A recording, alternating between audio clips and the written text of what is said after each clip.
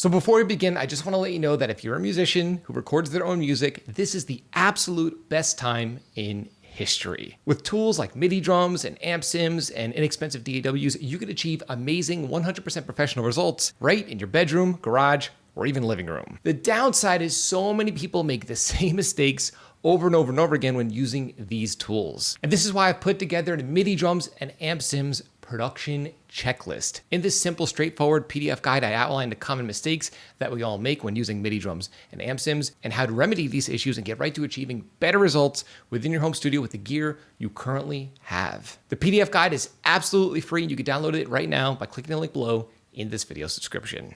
Malik Compressor on my master channel. Song sounds amazing except where the drums and bass drop out to guitar and vocals. The master compression makes the guitar volume louder. You're using too much compression. That's why. It could be good though. Depends on what you're going for. Me personally, I don't use that much compression where you hear pumping like that. You also might want to try, if you're using an SSL style compressor, an auto release. That can kind of really be extra transparent. You won't have to worry about that as much. But yeah, if you hear that, that's classic pumping. That's Andy Sneap likes to say that's turning your mix inside out. That's turning the low stuff loud and the loud stuff low. So that's where, for me, I know I need to back off the compressor. So that's my opinion. Hopefully that helps. Into the weeds, still using the free MT Power Kit too. Awesome. Is EZdrummer worth it if you're not a pro? Well, dude, I'm going to tell you the way that I use EZdrummer the most is for songwriting. It is an amazing tool for songwriting. When I'm working with a band that maybe we don't have the songs done yet and we're crafting stuff from scratch, being able to drag in MIDI as like a starting point and manipulating it. And then now you could build your songs in EZdrummer. It is phenomenal, man. I think it is a great tool, super affordable. I'm not sponsored by TuneTrack. That's my honest opinion. I use EZdrummer probably at least 4 or 5 times a week in my workflow. It's a huge part of my whole career. So I recommend it. Or what's the other one?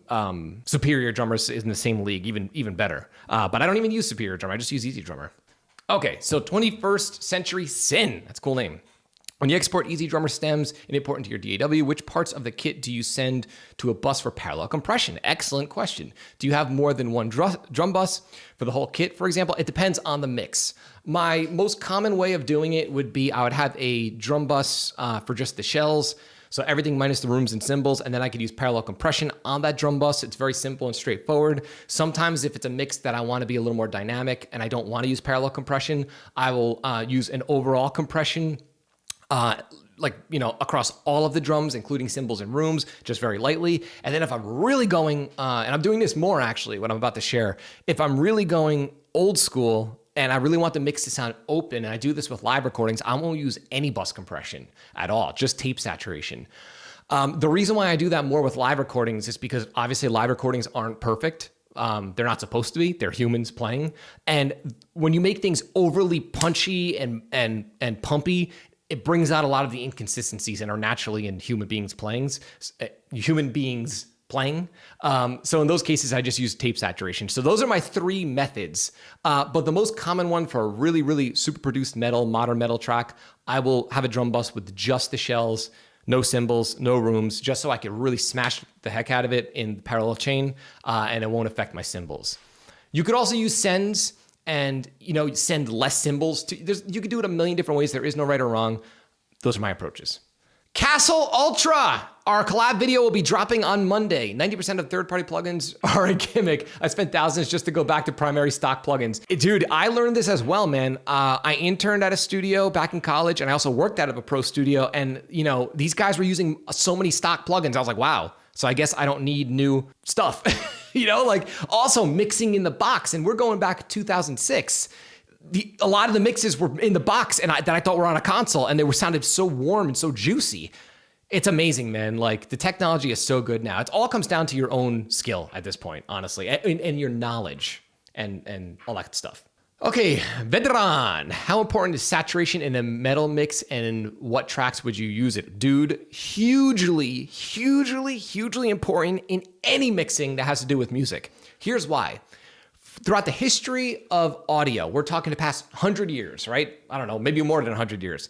We were using analog equipment, right? Well, obviously we're still using analog equipment, but we were recording on the tape, going through consoles, using outboard gear. All of these different stages added saturation, rolled off some top end, and it was like natural signal processing. Now when you record into your interface, people think interfaces don't sound good or cheap ones don't sound good. The problem is they're too good. They're too clean. We need to muck up our recordings. For example, in this particular mix, this is an old mix of mine. I'm doing all of my saturation with a stock plugin in Pro Tools. So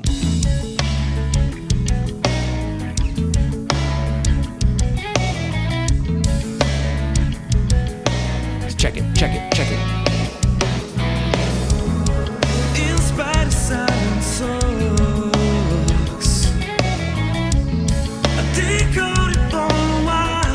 This mix was recorded completely in an untreated room with the cheapest gear in 2011, and the gear was from 2006, and all of that warmth is from my stock saturators in Pro Tools from 2010. So I didn't need analog gear to get that sound. It was just by strategically adding harmonics in the mix to mimic what happens in analog. Kind of like film. You know, in our mind's eye, when we think of an HD football game and then we think of The Wizard of Oz, two completely different looks. That's because an HD or 4K football game looks too realistic. And that's why when you watch an indie film, even if it's shot digitally, it's still shot at 24 frames a second. They might even add fake film grain. Same concept. Hopefully that makes sense, and hopefully I didn't get too out there for you, but that's the truth. DFNYmusic, longtime fan of the channel. When you close mic cymbals, do you still use overheads for the cymbals, or just a close mic is enough? Dude, for me, just close mics are enough. If I'm feeling saucy, I might experiment. In the past few years, I've been really doing a lot of experimenting with like ambient mics and crazy stuff like that. I'll throw maybe like a mono overhead, but dude, 99% of my cymbal sound comes from the close mics. Now, I'm not gonna say I never use overheads, traditional overheads. If it's like I just did this really, really good band in the studio. We did a live session called Honey Wild. We had 8 people recording at once. We had horns. It was phenomenal, phenomenal. I did a more traditional style overhead drum recording because I knew that drummer could, number one, play his ass off. I mean, he had sheet music next to him. Like the band was literally reading sheet music while playing. So I knew that he would play dynamically, and I knew he's not going to be a cymbal basher or a hi-hat basher. So I went a little more traditional with overheads with him, and it worked out great. If I get, you know, a death metal band, no way. There's no way I'm using traditional overheads. That's just me. I follow the more European Andy Sneapish kind of method with miking overheads. Also, I interned at a place called the House of Loud in college.